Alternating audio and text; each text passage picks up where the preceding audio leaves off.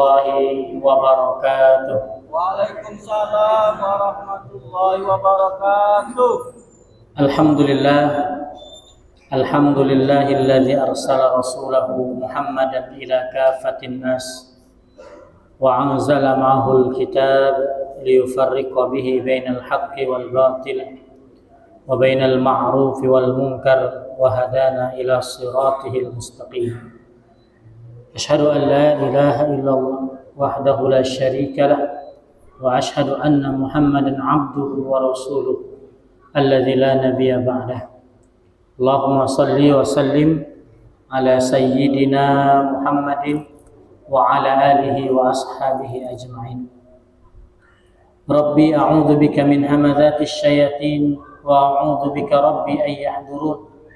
Subhanaka la ilma lana illa ma 'allamtana innaka antal alimul hakim wa la haula wa la quwwata illa billahil aliyyil azim. Qala ta'ala fi kitabihil karim wa huwa asdaqul qailin, a'udzu billahi minasy syaithanir rajim. Qaulun ma'rufun wa maghfiratun khairum min shadaqatin yatba'uha adhan. Maqala Rasulullah sallallahu alaihi wasallam, khairun nas anfa'uhum linnas. Wa qala aidan, khairukum man tala umruhu wa hasuna amaluh. Shadaqallahul azim, shadaqa rasuluhul karim. Nahnu ala dzalika minasy syahidin wasyakirin walhamdulillahi rabbil alamin. Ma'asyiral muslimin wal muslimat, al mukarramun wal mukarramat, yang sama-sama kita hormati segenap pengurus Masjid Izzatul Islam, Bapak Yusri Rizal beserta jajaran, kami hormati dan kami takzimi bapak-bapak, ibu-ibu, jamaah yang rutin untuk menghadiri kajian kita ini. Mudah-mudahan insyaallah kita termasuk yang mendapatkan kebaikan daripada majelis dengan diberikan umur yang berkah, rezeki yang berkah, dan juga insyaallah mendapatkan kebaikan di dunia maupun di akhirat. Amin ya rabbal alamin. Pertama, senantiasa jadi yang paling utama, mari kita mengungkapkan rasa syukur kita kepada Allah dengan mengucapkan alhamdulillahirabbil alamin atas segala nikmat yang diberikan kepada kita. Kalau kita berusaha untuk menghitung-hitungnya, maka tidak akan pernah kita bisa menghitung. Maka marilah kita untuk terus-menerus mensyukurinya. Dengan rasa syukur itu insyaallah Allah berikan keberkahan, dan Allah jadikan kita termasuk hamba-hamba Allah yang terpilih, yang nanti di akhirat mendapatkan kebaikan dari Allah Subhanahu wa taala. Amin ya rabbal alamin. Salawat dan salam semoga senantiasa tercurahkan kepada junjungan kita, suri tauladan kita, Nabi besar Muhammad sallallahu alaihi wasallam. Mudah-mudahan juga duduknya kita di sini dalam rangka mencontoh sunnah Rasulullah, dalam rangka ittiba, mengikuti setiap apa yang dicontohkan oleh Nabi. Segala hal yang dicontohkan oleh Nabi, baik itu pemikiran Nabi, ataupun kebiasaan Nabi, ataupun ibadahnya Nabi, ataupun keseharian Nabi, cara masuk WC, cara makan, ataupun pergerakannya Nabi, dakwahnya Nabi. Maka itu menjadi ihtimam bagi kita, menjadi perhatian bagi kita. Wong yang senantiasa memperhatikan apa yang dilakukan oleh Nabi, maka itu termasuk kesungguhan bahwa kita ini memang benar-benar galak jadi umat Nabi. Lalu kita di bulan Maulid tadi, Rabiul Awal, kita terus-menerus melaksanakan, memperingati, mensyiarkan Maulid dengan menyebut sirahnya, dengan berkumpul untuk mengingat kebaikannya. Maka selanjutnya kita bersama-sama untuk senantiasa berusaha memperbaiki amal kita sebagaimana amalnya Rasulullah SAW dan mengikuti sunnahnya sampai insya Allah nanti kita akan bertemu dengan Rasulullah di surganya Allah SWT. Amin ya rabbal alamin. Bapak Ibu yang dirahmati Allah Subhanahu wa taala, mari kita lanjutkan kajian fikih kita ini dengan melafazkan al-basmalah. Bismillahirrahmanirrahim. Kemarin kita sudah sampai di beberapa hal yang menjelaskan tentang wakaf, yaitu syarat-syarat wakaf, kemudian ketentuannya, sampai kita pada perkataan Imam Syafi'i dalam kitab Al-Um. Kitab Al-Um ini salah satu kitab yang tebal dan juga lengkap. Jadi Imam Syafi'i ini salah satu imam yang produktif menulis kitab, salah satunya kitab Al-Um. Al-Um itu artinya ibu. Jadi beliau itu menisbatkan kitab yang beliau karang itu dengan nama ibu. Jadi tanda bakti beliau kepada ibunya, sebagaimana yang mendorong beliau untuk menuntut ilmu itu, menuntut ilmu ke Madinah, menuntut ilmu ke Syam, ke Palestina, ke Jordan, itu ibunya. Bahkan ibunya itu sudah menjadikan Imam Syafi'i itu sebagai mewakafkannya kepada Allah. Nah itu luar biasa. Jadi kemasyhuran Imam Syafi'i sampai hari ini, ratusan tahun bahkan ribuan tahun, itu di balik layarnya ada ibunya yang luar biasa. Nah jadi kebanyakan kalau ada anak-anak yang pintar, yang hebat, yang cemerlang, itu lahir dari ibu yang konsisten dan kuat dalam ibadah dan juga sabar. Jadi ibu-ibu kalau pengen mencetak generasi yang soleh sebagaimana ibunya Imam Syafi'i. Suatu ketika Imam Syafi'i ini diantar untuk belajar. Kalau kita sekarang pesantren, kalau dulu datang ke ulama-ulama, salah satunya Imam Maliki. Imam Maliki itu di Madinah. Kata ibunya Imam Syafi'i, "Nak, kalau sudah kau pergi dari rumah, itu tidak usah berpikir nak balik lagi. Tidak usah berpikir lagi nak ketemu dengan ibu. Kaget kita cukup bertemunya di surganya Allah. Kalau kita tidak bertemu lagi di dunia ini, cukup kaget kita bertemu di surga." Nah itulah tingkat tinggi itu. Kalau ibu-ibu ngantar anak ke pesantren, sudahlah nak. Bapak-bapak ngantar ke pesantren, sudahlah nak, fokus-fokuslah belajar, niatkan belajar ini untuk menuntut ilmu, belajar ini untuk mencari ridha Allah. Mudah-mudahan kau dapat kebaikannya dari belajar ini. Insya Allah kaget ilmu ini akan bermanfaat. Jadi jangan, kalau bahasa kita, jangan retoki lagi anak itu. Kalau udah nak belajar, ibunya harus menguatkan hati, membesarkan hati, bapaknya membesarkan hati. Sekarang terjadi di Sidoarjo, Pak ya. Masya Allah, itu takdir Allah. Apapun ceritanya A sampai Z, itu takdir Allah. Ratusan anak-anak tertimbun.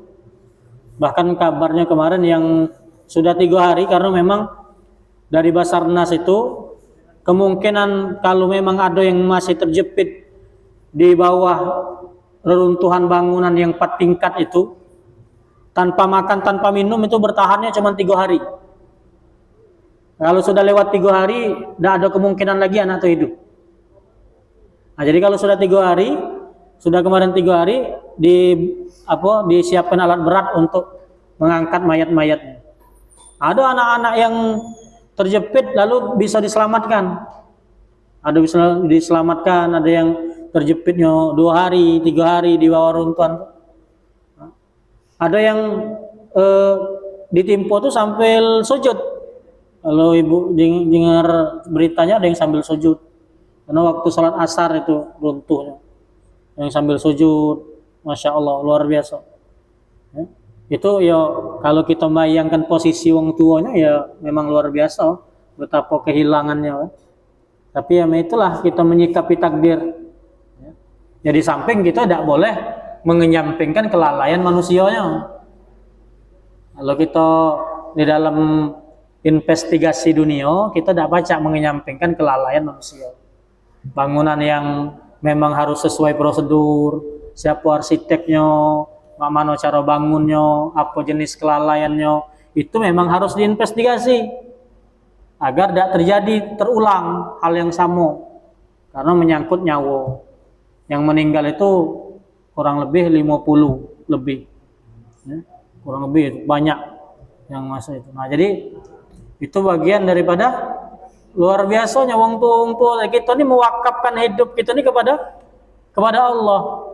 Jadi ibunya Imam Syafi'i ini, ya sudah nak, kalau sudah keluar menuntut ilmu, tidak usah berpikir lagi ketemu dengan ibu nih. Nah itu, jadi keteguhan itulah Pak yang dibuat oleh ibunya Imam Syafi'i. Komitmen dan kesabaran itu penting. Jangan sampai hati kita ini sempit.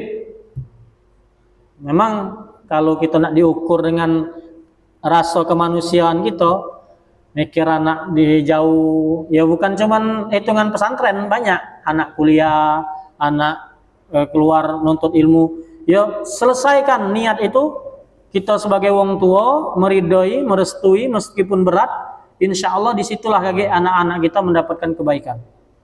Begitupun Imam Syafi'i tadi, beliau mengarang kitab-kitab yang luar biasa, salah satunya kitab Beliau mengatakan al-waqfu aqdun lazim. Wakaf itu akad atau kesepakatan yang mengikat. Jadi ketika seseorang sudah ngomong, berikrar dengan sighah mewakafkan hartanya itu untuk kebutuhan umum atau kemaslahatan umum, aku wakafkan tanahku yang 2 bidang ini untuk kagak dibangun masjid karena Allah Subhanahu wa taala, maka itu sifatnya mengikat. La yajuzu lil waqif ar-ruju'u fihi ba'da itmamiha. Makanya tidak boleh bagi seorang yang mewakafkan harta untuk mengambil kembali apa yang sudah dia wakafkan. Tidak boleh, ada larangannya. Jadi sampai situ kita kemarin. Dan al-amsalul malul ladzi yakfu bihi. Contoh-contoh harta yang bisa diwakafkan. Yang pertama arad, tanah atau bangunan masjid. Nah, kita ini jenis wakaf. Jadi ini sudah semestinya sudah harus menjadi sesuatu yang diperuntukkan untuk umat. Kapanpun, sampai kapanpun. Tidak ada batas waktu, tidak ada limit waktu. Sampai berapa generasi di Patra ini tetap tanah dan masjid ini menjadi bagian wakaf kebermanfaatannya untuk umat. Kalau yang lain ada namanya HGU, hak guna usaha kalau dari pemerintah. Itu ada limit waktunya, 20 tahun, 30 tahun. Tanah itu dipakai digarap untuk diambil kaki hasilnya, pajaknya dikasihkan ke pemerintah. Ada limit waktunya. Tapi kalau wakaf ini tidak ada. Jadi tidak pacak untuk dibalik lagi. Atau kitab awil Quran, buku-buku atau Al-Quran yang bisa diwakafkan. Kalau Bapak Ibu pernah umrah, biasanya mutawib itu ngajak untuk mewakafkan Quran. Mewakafkan Quran baik di Masjid Nabawi atau Masjidil Haram atau di masjid-masjid yang lain, di Masjid Kuba, yang lain sebagainya. Nah itu karena memang ada kesunahannya untuk mewakafkan Al-Quran. Kalau mewakafkan Yasin ada pahalanya tak? Iya, secara ijtihad kalau kita mengambil kesamaannya, amsilahnya, insya Allah ada. Tapi jingo kondisi. Cak Yasin kita ini, caknya Yasin ini lah cukup. Jangan ditambah-tambah lagi. Lagi kalau ditambah-tambah lagi yang di tiang lah penuh masuk gerobak. Masuk gerobak tuh gerobak dikunci. Nah, bertahun-tahun Yasin yang diwakafkan, Quran yang diwakafkan tidak dimanfaatkan.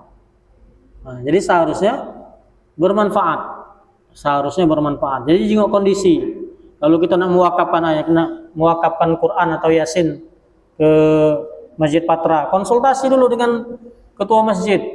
Konsultasi dulu dengan ustaz-ustazah, kira-kira kurang apa tidak? Kira-kira lah banyak rusak apa belum Quran kita nih.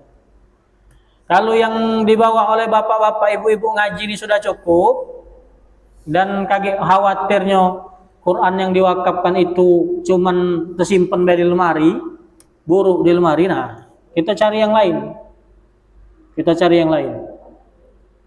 Karena memang kalau by datanya yang butuh huruf Al-Quran itu masih banyak.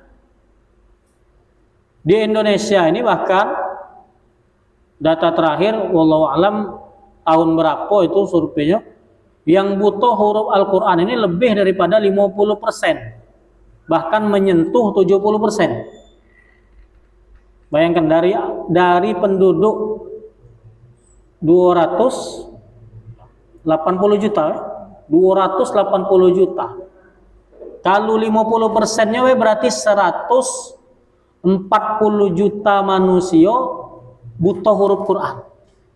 Tidak baca Quran. Masya Allah. Banyak PR ustaz-ustazan. Banyak PR kita nih. Banyak. Kayak kalau kita nyingok di kita nih, canya pacak galer di kita. Banyak yang belum terjamah, banyak yang belum tersentuh. Atau kalau nak disurvei, survei langsung baik. Apalagi anak-anak kita di SMP, di SMA, itu bahkan banyak anak-anak kita yang belum baca Quran. Hurufnya baik kadang banyak tertukar. Kami pernah kadang datang secara tiba-tiba baik nyurvei anak-anak acak lah baca Quran. Lah ngajinya apa hafalannya lah kira-kira berapa apa yang sudah dihafal.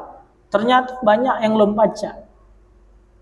Nah, itu menjadi PR ya. Minimal lingkungan kita, keluarga kita masing-masing untuk diusahakan bisa membaca Quran. Kemudian bi'run itu sumur. Sumur. Mewakafkan sumur. Baca.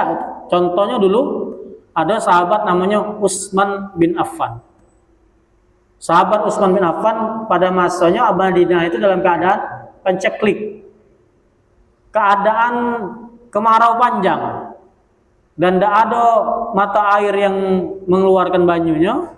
Sumur-sumur kering kecuali ada satu sumur. Punya Yahudi di Madinah. Karena dia nyingok wong nih kekurangan banyu galau, jadi sumur itu dimanfaatkannya, dikomersilkannya. Jadi wong mayarnya dengan harga yang mahal. Maka sahabat Utsman bin Affan karena memang dia berduit. Nah ini pentingnya ada kaum muslimin ini yang berduit, Pak. Jadi banyak hal-hal yang membutuhkan harta di dalam berjuang ini. Makanya sahabat itu ada yang tipenya berilmu. Siapa? Ali bin Abi Thalib. Kata Nabi, ana madinatul ilm wa ali babuha. Aku ini kotanya ilmu, Madinah gudangnya ilmu, sedangkan Ali ini pintunya. Nah, Ali. Tapi memang Ali jihadnya dengan ilmu. Tapi ada kadang para sahabat itu berjihadnya dengan harta, sebagaimana Utsman bin Affan. Utsman bin Affan itu kalau sudah berjihad dengan harta semakmano baik harta yang dia punya, dia infakkan, dia wakafkan. Termasuk sumur tadi dijual dengan harga yang mahal, kata Yahudi itu mahal aku nak jualnya, tidak apa-apa. Setelah dibelinya dengan harga yang mahal, kata Utsman, aku wakafkan. Jadi seluruh yang pengen mengambil manfaat dari sumur ini silakan. Sejarahnya kalau tidak salah sumur itu sampai sekarang masih ada. Masih ada sumur Utsman bin Affan itu. Itu masih ada dan masih mengalir, Masya Allah. Kita bayangkan, Mbak, 1400 tahun sampai sekarang dimanfaatkan, ya, dimanfaatkan sampai sekarang. Betapa luar biasanya pahala Utsman bin Affan. Jadi itulah hidup yang bermanfaat tuh yang itu. Bahkan setelah mati, rekening pahalanya itu masih masuk. Nah, kalau kita meninggal kira-kira ada nggak rekening pahalanya yang masuk ke kita? Nah, kita meninggal, ada transferan pahala, ngapa? Karena banyak mewakafkan harta. Banyak mewakafkan harta, sumur. Atau al-alatul yatib awil madrasah. Alat-alat medis, kesehatan, TPA dan lain sebagainya, perpustakaan. Nah, itu menjadi wakaf. Nah, jadi ini menjadi tanbih bagi kita. Selagi kita nih masih hidup di dunia, entah tidak tahu kapan kita nih meninggal. Kalau memang ada aset-aset yang memang aset tuh sudah harta yang di luar, bukan harta yang sekunder, bukan harta yang dipakai, misalnya rumah kita dewe atau apa. Ada rumah yang memang tabungan, tanah yang memang tabungan, harta kelebihan kita, ya jangan sampai tidak bermanfaat. Jangan sampai tidak bermanfaat, Pak. Kalau kita meninggal, harta itu sudah tidak kita apa-apa kan, kaget jadi bahan rebutan anak-anak, rebutan waris. Berarti kita tidak usah ninggalkan warisan untuk anak. Ya ada kalkulasinya, ada hitung-hitungannya. Kita memang tidak boleh meninggalkan anak-anak kita dalam keadaan lemah. Nah, lemah di situ apa? Yang pertama kata para ulama, lemah akidahnya. Yang kedua, lemah ilmunya. Yang ketiga, lemah kemandiriannya. Kalau anak-anak kita nih kita jengok sudah ada kemandirian, sudah begawe kalau sudah pacak mencukupi nafkah dirinya, nafkah anak bininya, lah punya rumah yang layak, lah punya kendaraan sudah, ya sudah. Seorang wong tua sudah lepas kewajibannya untuk menafkahi anak. Boleh kita tinggalkan sebagai rasa cinta kepada anak, ya sewajarnya. Sisanya kalau baca kita wakafkan. Kita wakaf. Entah itu tanah dan lain sebagainya. Ya, jadi alat medis atau sekolah. Nah, jadi hikmahnya tadi adalah pahala jariah. Itu yang didapat oleh orang yang berwakaf. Pahala yang terus menerus mengalir meskipun wakif tadi telah wafat. Ini yang kita cari ini. Ini yang kita cari. Amal cerdas bagi orang yang beriman tuh pahala jariah. Idza mata ibnu Adam, atau dalam redaksi lain idza matal insan in qata'a alaihi amalu, akan terputus segala amal. Kalau kita sudah meninggal, selesai. Kita tidak baca sholat lagi, tidak baca ngaji lagi, tidak baca duduk di majelis ilmu lagi. Selesai, habis urusan kita di dunia. In qata'a alaihi amalu, seluruh amalnya terputus. Tidak ada lagi kesempatan untuk memperbanyak amal. Illa min thalath, kecuali 3 hal. Shadaqatin jariyah. Yang pertama sedekah jariah. Contohnya adalah wakaf, tanah, rumah, harta, buku, Quran, madrasah, bangunan, rumah sakit dan lain sebagainya. Ini menjadi contoh. Jalan. Ada yang ribut-ribut di Jawa itu tentang jalan yang diwakafkan. Ribut oleh jalan bertetangga. Iya. Jadi ini luar biasa, tanah harus diwakaf. Ini bagian daripada kita menambah amal. Amal cerdas, shadaqatin jariyah. Amal jariah. Jariah itu jaro ya jeri, ngalir terus meskipun sudah kita dikubur. Ini amal cerdas bagi orang. Kalau kita sholatnya harus kita yang melakukannya.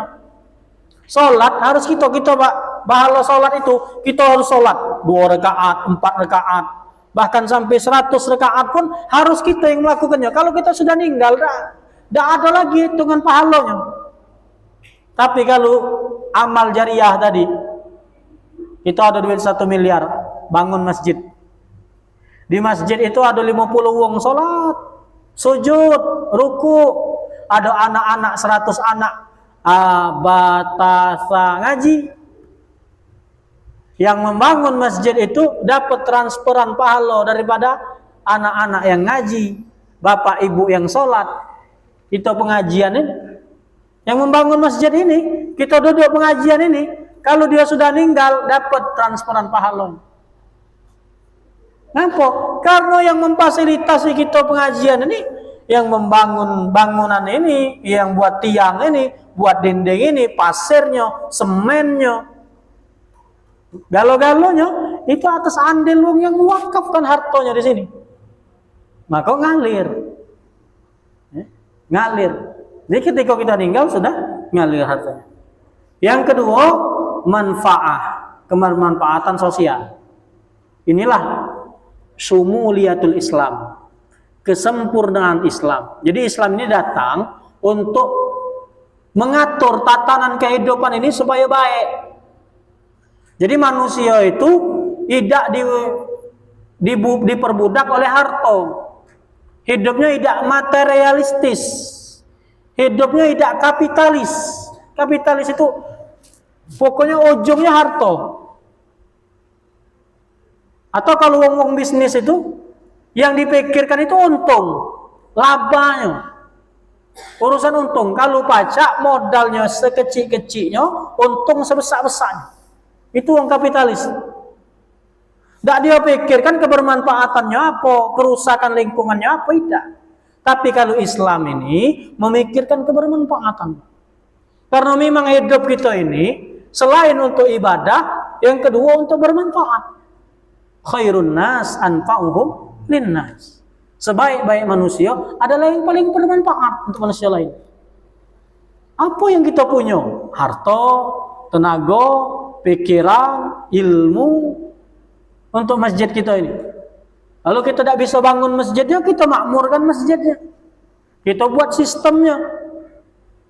Kita buat yang buat sistem kita pengajian, kajian rutin, ada kajian subuh, yang lain sebagainya. Itu bagian daripada amal jariah, kebermanfaatan, sehingga memperbaiki tatanan kehidupan kita, membantu pendidikan, kesehatan, kesejahteraan umat, kesejahteraan. Dan sebenarnya memang fungsi masjid itu untuk itu.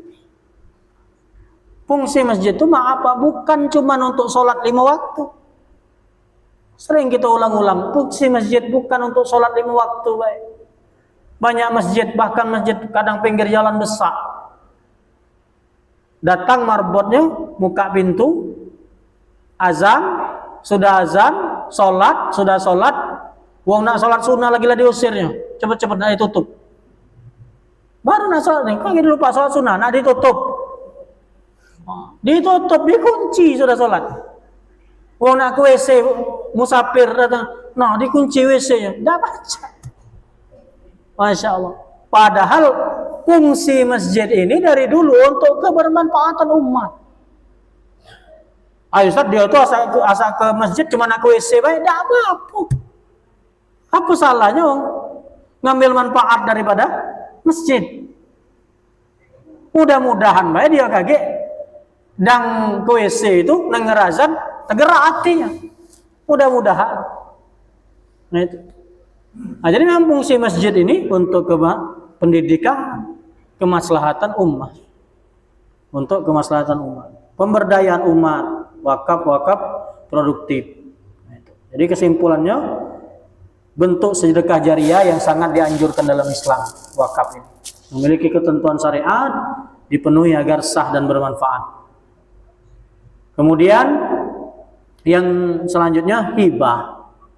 Nah, hibah salah satu daripada jenis-jenis pemberian zakat, sedekah, infak, wakaf Salah satunya hibah. Apa itu hibah? Secara bahasa, al-hibah itu adalah wahaba yuwahibu wahban. Artinya memberi. Maka Allah itu ada nama, salah satu nama Asmaul Husna itu Wahhab, Al-Wahhab, yang maha pemberi. Nah, jadi hibah itu artinya memberikan sesuatu itu secara cuma-cuma, tidak ada embel-embel. Kepada orang lain dengan kerelaan hati. Memberikan sesuatu secara cuma-cuma kepada orang lain dengan kerelaan hati. Terminologi fikihnya, al-hibbah tamliku malun fil hayati bi ghairi 'aud. Hibah itu memberikan hak milik atas sesuatu harta pada masa hidup pemberi tanpa ada imbalannya. Jadi si pemberi itu dalam keadaan masih sehat, masih hidup, dia memberikan sesuatu untuk diambil manfaatnya tanpa ada imbalan.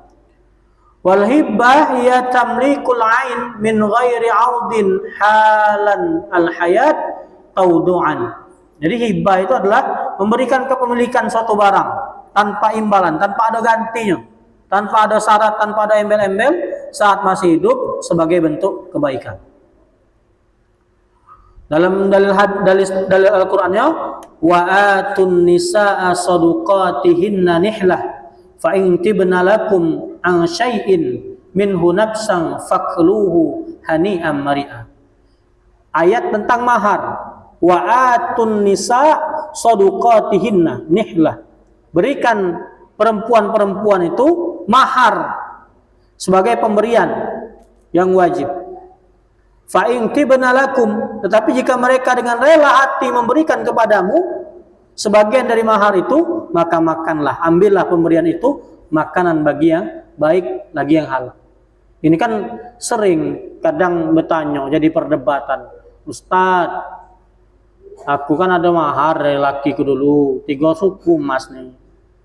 Cuman karena lah berumah tangga 5 tahun ini, lakiku ini nemennya nawil-nawil, bayo deh jualah emas tuh.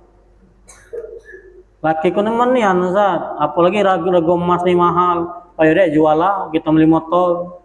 Itu kan hak aku Ustaz. Kadang-kadang itu ibu-ibu tanya, ya inilah Bapak kalau sudah memberikan, ini bagian daripada syarat sebelum menikah itu ada yang namanya mahar atau mas kawin kalau gitu.